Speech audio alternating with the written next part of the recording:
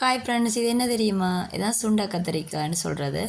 இது நல்ல மருத்துவ குணம் வாய்ந்தது. அதாவது சிறுகுடல் கல்லீரல் என்ற செயற்பாடு சீராக்கும், அதோட நரம்புகள் தளர்ச்சியை குறைக்குது. இதெல்லாம் இதன் வேலையாக இருக்கும். குடலில் இருக்கிற புழுக்களையும் அடிக்கும்.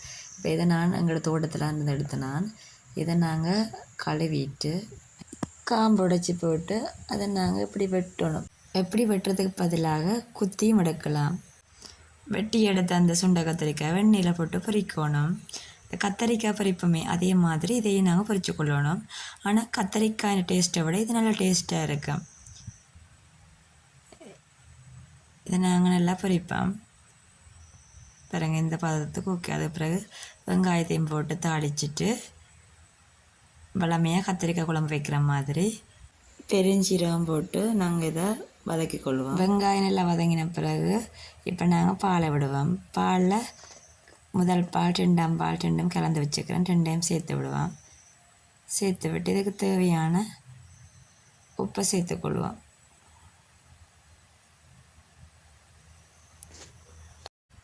அதோட இதுக்கு தேவையான தூளையும் நாங்கள் இதுக்குள்ளே சேர்க்க போகிறோம். 3 தேக்கரண்டி தூள் போதுமானதாக இருக்கும்.